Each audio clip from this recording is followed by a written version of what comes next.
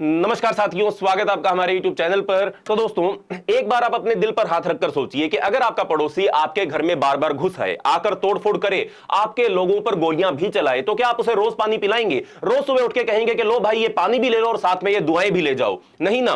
पर इंडिया जो दुनिया की सबसे बड़ी डेमोक्रेसी है, आज भी पाकिस्तान को हर साल करोड़ों लीटर पानी दे रहा है, वो भी एक 60 साल पुरानी ट्रीटी के नाम पर। नाम है इंडस वाटर ट्रीटी। एक एग्रीमेंट जो शुरू हुआ था शांति के सपने के साथ, लेकिन अब सिर्फ एक वन साइडेड सैक्रिफाइस बन चुका है। लेकिन इस बार कहानी बदल रही है। क्यों? क्योंकि भारत ने अब इस ट्रीटी को सस्पेंड कर दिया है। पर क्या इसका मतलब यह है कि अब पाकिस्तान की नदियों के अंदर पानी सूखने वाला है, या फिर क्या इंडिया अपना लेजिटिमेट हक वापस ले रहा है? और सबसे इंपॉर्टेंट, क्या यह एक जियोपॉलिटिकल गेम चेंजर बनेगा? तो दोस्तों, आज की इस वीडियो में होगा इस पूरे के पूरे टॉपिक का फुल ब्रेकडाउन। सबसे पहले हम समझेंगे इस ट्रीटी का असल मतलब क्या है, फिर हम जानेंगे कि इंडिया के पास कौन से वोटर राइट्स है, और साथ में क्या पाकिस्तान की नदियों के अंदर भारत का गुस्सा दिखने वाला है। तो वीडियो को एंड तक जरूर देखना, क्योंकि पानी सिर्फ जीवन नहीं, अब जियोपॉलिटिक्स का हथियार भी बन चुका है। पर उससे पहले, चैनल का नाम है दिया ये सब, मेरा नाम है राही मेहता। चैनल को अभी सब्सक्राइब कर लें ताकि आप ऐसी इंफॉर्मेटिव वीडियोस देखते रहें। तो दोस्तों, अब शुरू करते हैं आज की हमारी इस वीडियो को।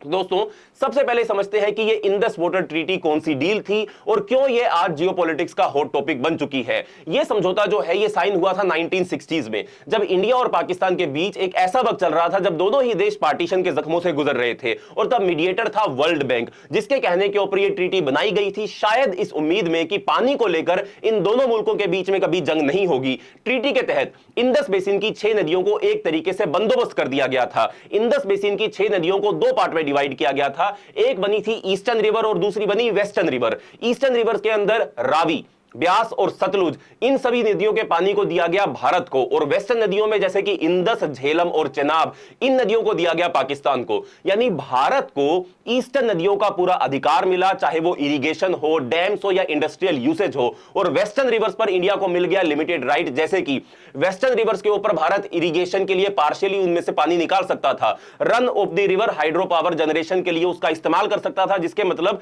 हम उसके फ्लो को डाइवर्ट नहीं करेंगे, उसके ऊपर कोई बांध नहीं बनाएंगे, but run of the river hydro power project हम चला सकते हैं, जिसमें नदी का फ्लो जो है वो डिस्टर्ब नहीं होता है। और साथ में ड्रिंकिंग वाटर के लिए भी बेसिक एक्सेस हम वेस्टर्न नदियों से ले सकते थे। लेकिन ट्विस्ट यहां आता है, despite being the upper riparian country, यानी कि भारत के अंदर से ये नदियां होते हुए पाकिस्तान के अंदर जाती हैं, पहले ये नदियां भारत में आती हैं।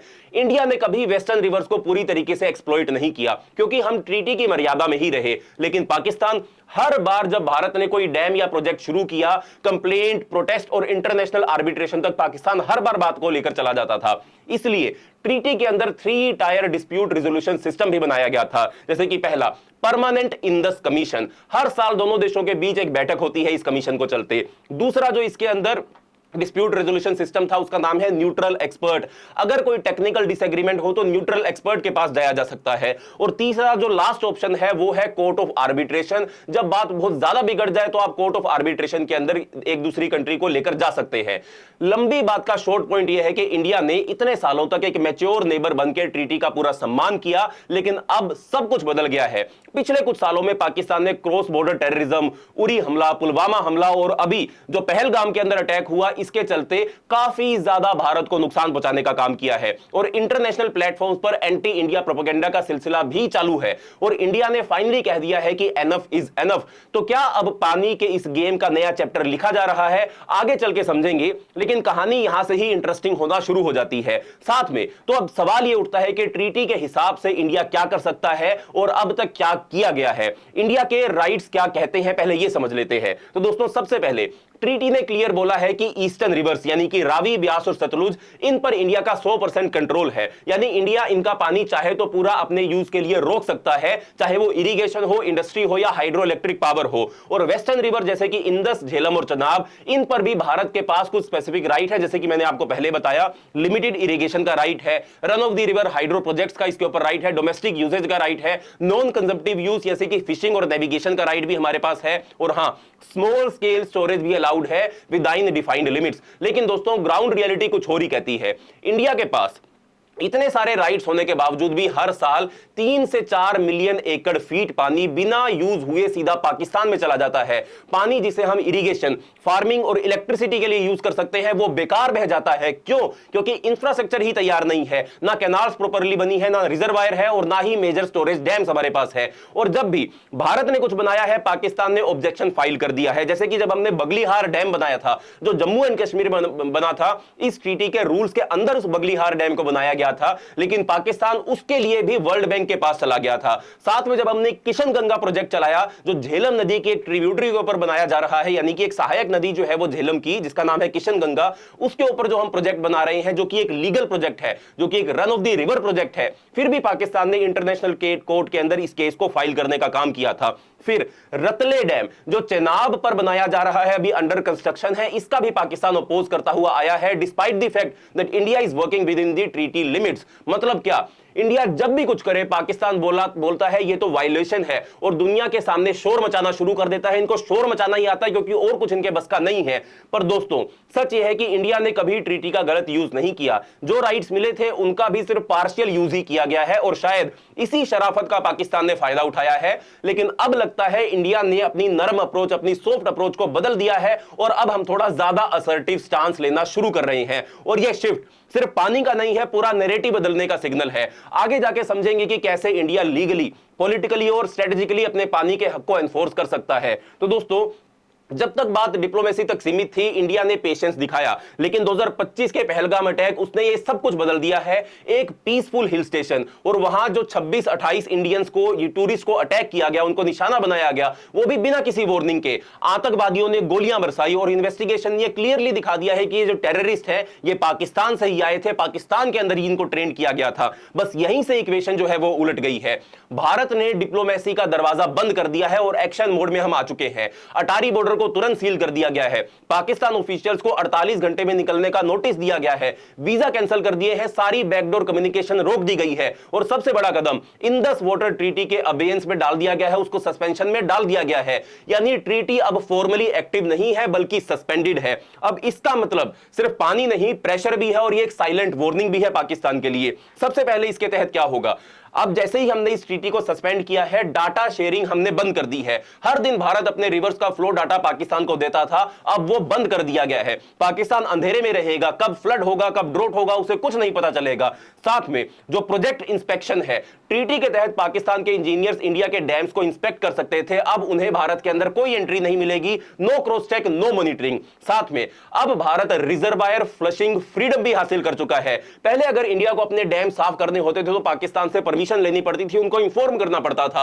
अब अपनी मर्जी से हम फ्लशिंग कर पाएंगे और इस फ्लशिंग के टाइम पे अगर वाटर सर्ज होता है तो डाउनस्ट्रीम पाकिस्तान के फील्ड्स फ्लड हो सकते हैं और इंडिया उससे लीगली सेफ रहेगा। साथ में स्टोरेज एंड डाइवर्जन राइट भी भारत को मिल जाएंगे, जो सबसे पावरफुल टूल है।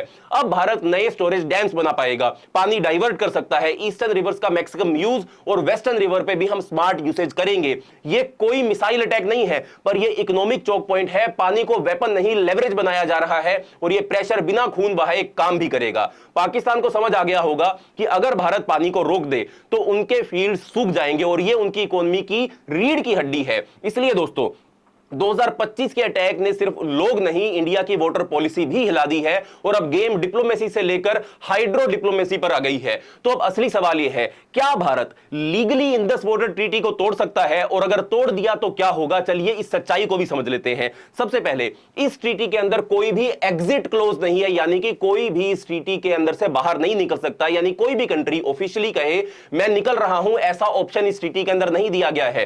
क्योंकि जब 1960 में यह साइन हुई थी तब वर्ल्ड बैंक ने इसे परमानेंट ट्रीटी बोला था, even in the case of war. लेकिन ये परमानेंट होना, इनविंसिबल होना नहीं है, क्योंकि हर ट्रीटी का बेस होता है म्यूचुअल ट्रस्ट, और जब ट्रस्ट टूट जाए तो पेपर से ज्यादा ग्राउंड रियलिटी मैटर करती है। इंडिया ने ऑलरेडी स्टेप भी ले लिया था। हमने जनवरी 2023 और सितंबर 2024 में भारत ने पाकिस्तान को मॉडिफिकेशन नोटिस भी भेजा था। इस ट्रीटी के आर्टिकल 13 के क्लोज 3 के हिसाब से, दोबारा सुन लीजिए, इस ट्रीटी के आर्टिकल 13 के क्लोज 3 के हिसाब से अगर 90 दिन तक पाकिस्तान बैठक नहीं करता तो इंडिया ट्रीटी को लीगली नॉन ऑपरेशनल मान सकता है। अब जो बोल होगी वो वर्ल्ड बैंक के कोर्ट के अंदर चली जाएगी। और वैसे भी न्यूट्रल एक्सपर्ट माइकल लीनो को अपॉइंट भी किया गया था। वो ये डिसाइड करेंगे कि डिस्प्यूट का क्या सॉल्यूशन हो सकता है और क्या इंडिया के डैम्स ट्रीटी के फ्रेमवर्क में आएंगे या नहीं आएंगे। लेकिन सच ये है, जब तक पाकिस्तान ग्राउंड पे कुछ रोक नहीं सकता तब तक इंडिया लीगली सेफ ही रहेगा। पाकिस्तान के पास कोई वोटर आर्मी नहीं है, ना ही कोई ऐसी एनफोर्समेंट पावर है। और अगर भारत ने पानी डाइवर्ट करना स्टार्ट किया तो पाकिस्तान सिर्फ स्पीचेस दे सकता है, पानी वापस वो नहीं ले सकता है।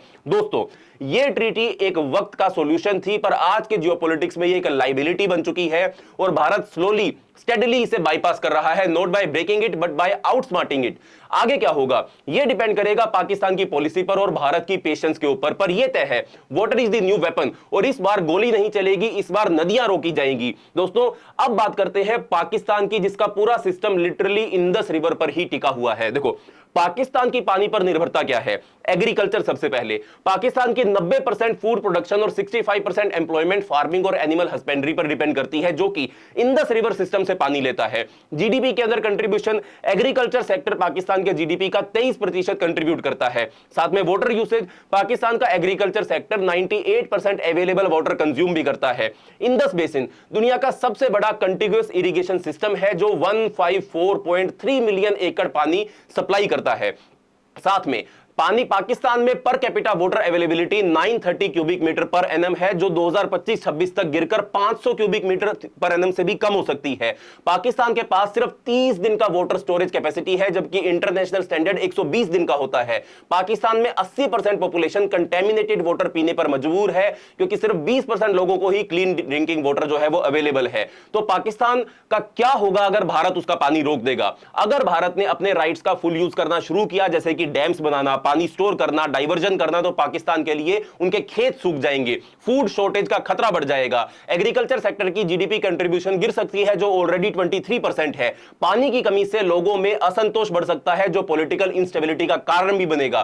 तो दोस्तों, यह था इंडस वाटर ट्रीटी का असली सच। यह सिर्फ एक वाटर शेयरिंग डील नहीं है, यह एक स्ट्रेटेजिक वेपन बन चुकी है। इंडिया यह सिग्नल दे रहा है कि अगर तुम टेररिज्म एक्सपोर्ट करोगे तो हम तुम्हारा पानी बंद कर देंगे, लेकिन इसके लिए भारत को बनानी पड़ेगी मैसिव इंफ्रास्ट्रक्चर, जिससे वो अपना हक का पानी रोक सकेगा और उसे यूज भी कर सकेगा। बाकी आपको क्या लगता है, क्या भारत को इंडस का हर एक ड्रॉप यूज करना चाहिए? कमेंट में जरूर बताना। और अगर आपको वीडियो पसंद आई हो तो वीडियो को लाइक कीजिए, शेयर कीजिए और चैनल को सब्सक्राइब करना मत भूलिए। मिलते हैं अगली वीडियो के अंदर, तब तक के लिए बाय बाय, धन्यवाद, जय हिंद।